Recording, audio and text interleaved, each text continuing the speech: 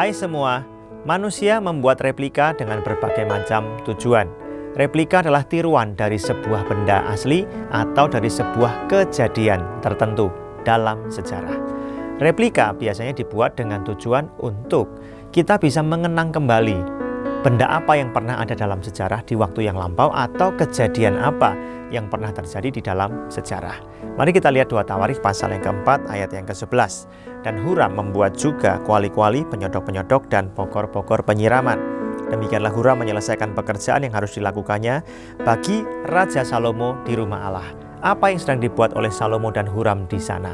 Mereka membuat replika dari apa yang pernah terjadi dalam sepanjang sejarah umat manusia, yaitu kejatuhan manusia dalam dosa di Taman Eden, dan kemudian rencana Allah untuk datang ke dunia, menjelma jadi manusia untuk mati menebus dosa kita.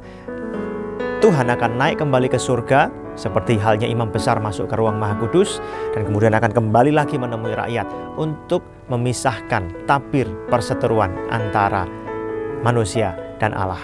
Ketika manusia berdosa, mereka memusuhi Allah, mereka mendirikan kerajaannya sendiri.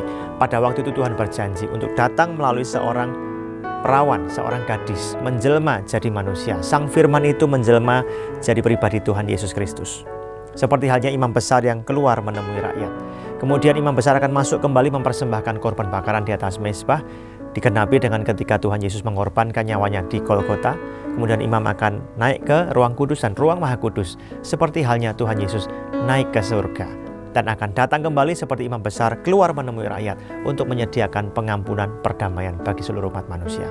Saudara, ketika orang-orang Israel memasuki kompleks Bait Allah, sebenarnya mereka sedang dibawa kembali untuk mengenang apa yang pernah terjadi dalam sejarah kehidupan manusia.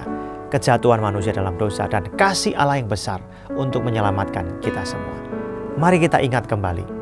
Ya, seperti halnya ketika orang masuk ke kompleks Bait Allah, mereka mengingat kembali janji kasih Tuhan yang besar dalam sejarah.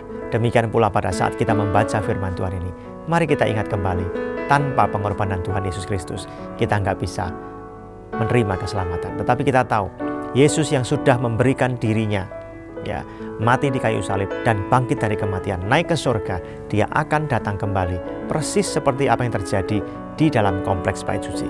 Imam besar akan keluar dari ruang Maha Kudus dan menyediakan pengampunan kepada kita semua. Saudara sekalian, mari kita ingat kembali berkat-berkat, anugerah, kebaikan yang Tuhan pernah lakukan dalam kehidupan kita. Jangan pernah lupakan kebaikan Tuhan itu. Apa yang terjadi di dalam sejarah manusia ini menunjukkan bukti kasih Tuhan yang besar kepada kita. Penuhi pikiran kita dengan apa yang Tuhan janjikan. Penuhi pikiran kita dengan berkat-berkat yang Tuhan berikan dalam hidup kita. Penuhi pikiran kita dengan kasih Allah yang luar biasa. Itu akan menguatkan kita dan membangun iman kita. Tuhan memberkati.